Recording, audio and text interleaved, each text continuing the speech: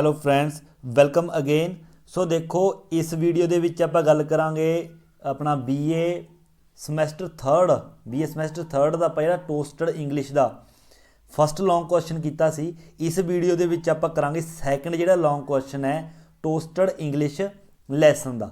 ਸੋ ਦੇਖੋ ਜੇਕਰ ਤੁਹਾਨੂੰ ਪੁੱਛ ਲਿਆ ਜਾਵੇ what does the author mean by saying ਕਿ ਆਥਰ ਹੈ ਜਿਹੜਾ ਉਸ ਦੇ ਕਹਿਣ ਦਾ ਕੀ ਮਤਲਬ ਹੈ that there should be a Bharat brand of English ਕਿ ਇੱਥੇ ਆਪਣਾ ਭਾਰਤ ਬ੍ਰਾਂਡ ਹੈ ਜਿਹੜਾ ਇੰਗਲਿਸ਼ ਦਾ ਉਹ ਹੋਣਾ ਚਾਹੀਦਾ ਹੈ। ਇਸ ਦਾ ਕੀ ਮਤਲਬ ਹੈ ਕਿ ਕੀ ਕਹਿਣਾ ਚਾਹੁੰਦਾ ਹੈ ਰਾਈਟਰ, ਜਾਂ ਫਿਰ what is the situation regarding English in India ਕਿ ਇੰਡੀਆ ਦੇ ਵਿੱਚ ਕੀ ਸਿਚੁਏਸ਼ਨ ਹੈ ਇੰਗਲਿਸ਼ ਦੇ ਨਾਲ ਸੰਬੰਧਿਤ। ਜੇਕਰ ਇਹ ਕੁਐਸਚਨ ਤੁਹਾਨੂੰ ਆ ਜਾਣ ਤਾਂ ਤੁਸੀਂ ਉਸ ਦਾ ਜਿਹੜਾ ਆਨਸਰ ਹੈ ਦੇਵੋਗੇ ਆਪਣਾ। ਸੋ ਦੇਖੋ ਸ਼ੁਰੂ ਕਰਦੇ ਹਾਂ। RK Narayan suggests that we should think seriously about the use of English in India।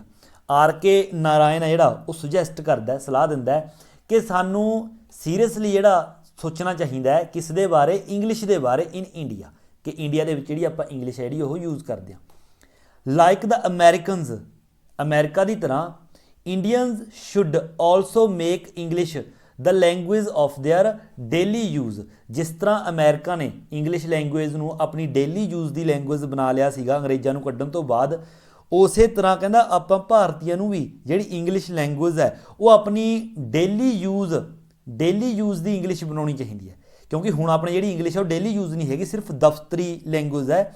Aam Aadmi English ਆਪਣੀ ਨਹੀਂ ਬੋਲਦਾ। ਆਪਾਂ ਨੂੰ ਕਹਿੰਦਾ ਆਮ ਆਦਮੀ ਨੂੰ ਵੀ ਬੋਲਣਾ ਚਾਹੀਦਾ, ਡੇਲੀ ਯੂਜ਼ ਦੀ ਬਣਾਉਣੀ ਚਾਹੀਦੀ ਹੈ ਇੰਗਲਿਸ਼ ਹੈ ਜਿਹੜੀ।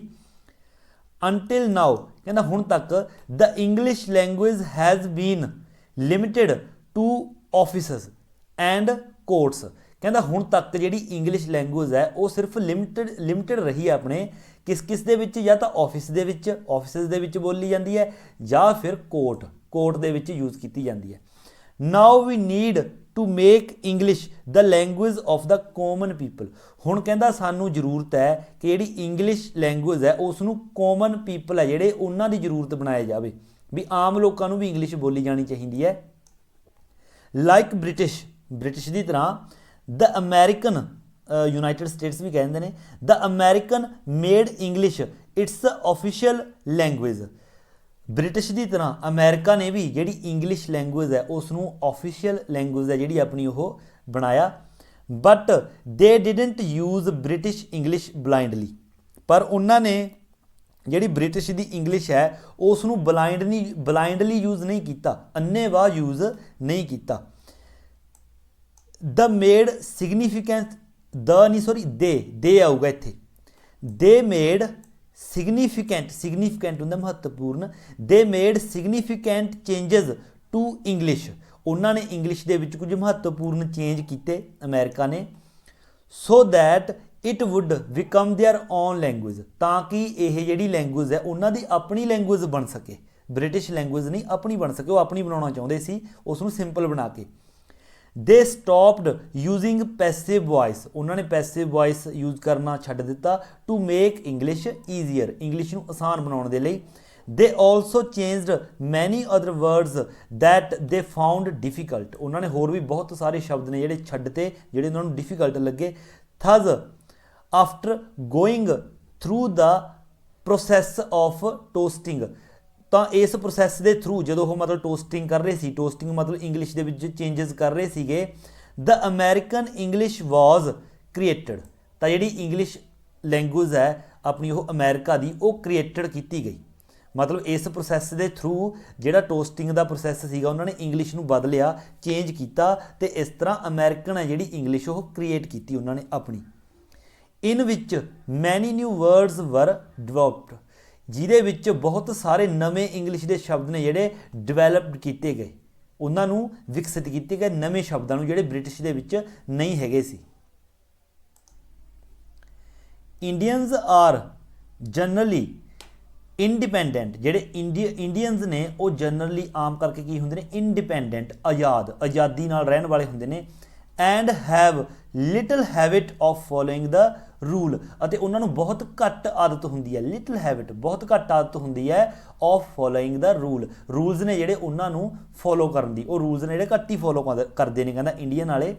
ਇੰਡੀਅਨਸ ਨੇ ਜਿਹੜੇ। So they should also be free from unnecessary English rules, ਇਸ ਲਈ ਕਹਿੰਦੇ ਉਹਨਾਂ ਨੂੰ ਜਿਹੜੇ ਅਨਨੈਸੈਸਰੀ ਇੰਗਲਿਸ਼ ਦੇ ਰੂਲਸ ਨੇ ਉਹਨਾਂ ਤੋਂ ਵੀ ਥੋੜ੍ਹਾ ਫ੍ਰੀ ਹੋਣਾ ਚਾਹੀਦਾ ਹੈ ਇੰਡੀਅਨਸ ਨੂੰ, so that they can easily speak English, ਤਾਂ ਕਿ ਉਹ ਆਸਾਨੀ ਦੇ ਨਾਲ ਜਿਹੜੀ ਇੰਗਲਿਸ਼ ਆ ਉਹ ਬੋਲ ਸਕਣ। We should develop Bharat brand, ਸਾਨੂੰ ਭਾਰਤ ਬ੍ਰਾਂਡ ਆਫ ਇੰਗਲਿਸ਼ ਹੈ ਜਿਹੜਾ ਉਹ ਮਤਲਬ ਡਿਵੈਲਪ ਕਰਨਾ ਚਾਹੀਦਾ ਹੈ, ਆਪਣਾ ਭਾਰਤੀ ਬ੍ਰਾਂਡ, ਆਪਣੀ ਇੰਗਲਿਸ਼ ਬਣਾਉਣੀ ਚਾਹੀਦੀ ਹੈ। He also says that we must maintain the rules of grammar, ਸਾਨੂੰ ਕਹਿੰਦਾ ਗ੍ਰਾਮਰ ਦੇ ਜਿਹੜੇ ਰੂਲਸ ਨੇ ਉਹ ਵੀ ਮੇਨਟੇਨ ਕਰਕੇ ਰੱਖਣੇ ਚਾਹੀਦੇ ਨੇ, ਮਤਲਬ ਗ੍ਰਾਮਰ ਦੇ ਰੂਲਸ ਨੇ ਜਿਹੜੇ ਉਹਨਾਂ ਨੂੰ ਵੀ ਫੋਲੋ ਕਰਨਾ ਚਾਹੀਦਾ ਹੈ। But we should build some words to make the English language easier, ਪਰ ਸਾਨੂੰ ਕਹਿੰਦਾ ਉਸ ਦੇ ਨਾਲ ਨਾਲ ਕਈ ਨਵੇਂ ਸ਼ਬਦ ਨੇ ਜਿਹੜੇ ਉਹ ਵੀ ਡਿਵੈਲਪ ਕਰਨੇ ਚਾਹੀਦੇ ਨੇ ਅਮਰੀਕਾ ਦੀ ਤਰ੍ਹਾਂ, ਤਾਂ ਕਿ ਜਿਹੜੀ ਇੰਗਲਿਸ਼ ਹੈ ਉਹ ਥੋੜ੍ਹੀ ਆਸਾਨ ਹੋ ਸਕੇ। Because Indian English should have it's on identity, ਕਿਉਂਕਿ ਕਹਿੰਦਾ ਜਿਹੜੀ ਇੰਡੀਅਨ ਇੰਗਲਿਸ਼ ਹੈ ਉਸ ਦੀ ਆਪਣੀ ਆਈਡੈਂਟੀਟੀ ਹੋਣੀ ਚਾਹੀਦੀ ਹੈ, ਆਪਣੀ ਪਹਿਚਾਣ ਹੋਣੀ ਚਾਹੀਦੀ ਹੈ ਵੱਖਰੀ। ਵਿਦ ਅ ਸਵਦੇਸੀ ਸਟੈਂਪ, ਇੱਕ ਸਵਦੇਸੀ ਸਟੈਂਪ ਦੇ ਨਾਲ। Indians R really simple people, ਜਿਹੜੇ ਇੰਡੀਆ ਦੇ ਲੋਕ ਨੇ ਬਹੁਤ ਜ਼ਿਆਦਾ ਸਿੰਪਲ ਜਿਹੇ ਲੋਕ ਨੇ। ਦੇਅਰਫੋਰ, ਇਸ ਲਈ ਕਹਿੰਦਾ therefore Bharat brand English should also be simple language, ਇਸ ਲਈ ਕਹਿੰਦਾ ਭਾਰਤ ਬ੍ਰਾਂਡ ਜਿਹੜਾ ਇੰਗਲਿਸ਼ ਹੈ, ਜਿਹੜੀ ਭਾਰਤੀ ਇੰਗਲਿਸ਼ ਹੋਵੇਗੀ ਉਹ ਵੀ ਕਹਿੰਦਾ ਇੱਕ ਸਿੰਪਲ ਲੈਂਗੁਏਜ ਹੋਣੀ ਚਾਹੀਦੀ ਹੈ, ਜ਼ਿਆਦਾ ਟਫ ਨਹੀਂ ਹੋਣੀ ਚਾਹੀਦੀ ਬ੍ਰਿਟਿਸ਼ ਦੀ ਤਰ੍ਹਾਂ। So you don't have to think too much before you speak it, so ਕਹਿੰਦਾ ਤੁਹਾਨੂੰ ਬਹੁਤ ਜ਼ਿਆਦਾ ਸੋਚਣਾ ਨਾ ਪਵੇ ਜਦੋਂ ਤੁਸੀਂ ਇਸ ਨੂੰ ਬੋਲੋਗੇ ਇੰਗਲਿਸ਼ ਨੂੰ, ਮਤਲਬ ਕਿ ਇੰਨੀ ਆਸਾਨ ਹੋਣੀ ਚਾਹੀਦੀ ਹੈ ਕਿ ਜਦੋਂ ਇੰਗਲਿਸ਼ ਆਪਾਂ ਬੋਲਣੀ ਹੈ ਜ਼ਿਆਦਾ ਸੋਚਣ ਦੀ ਜ਼ਰੂਰਤ ਨਾ ਪਵੇ, ਸਿੰਪਲ ਹੋਵੇ ਉਹ।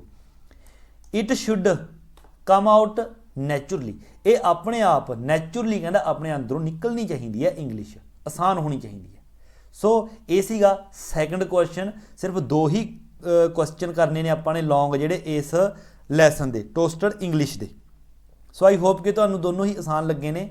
ਜੇਕਰ ਵੀਡੀਓ ਵਧੀਆ ਲੱਗੀ ਹੈ ਤਾਂ ਲਾਈਕ ਸ਼ੇਅਰ ਤੇ ਕਮੈਂਟ ਕਰੋ, ਔਰ ਜੇਕਰ ਚੈਨਲ ਉੱਪਰ ਨਵੇਂ ਹੋ ਤਾਂ ਚੈਨਲ ਨੂੰ ਸਬਸਕ੍ਰਾਈਬ ਕਰਨਾ ਬਿਲਕੁਲ ਨਾ ਭੁੱਲਿਓ। ਸੋ ਮਿਲਦੇ ਹਾਂ ਅਗਲੀ ਵੀਡੀਓ ਲੈ ਕੇ, ਅਗਲੇ ਲੈਸਨ ਦੀ ਵੀਡੀਓ ਲੈ ਕੇ, ਉਦੋਂ ਤੱਕ ਦਿਓ ਇਜਾਜ਼ਤ। Thank you so much.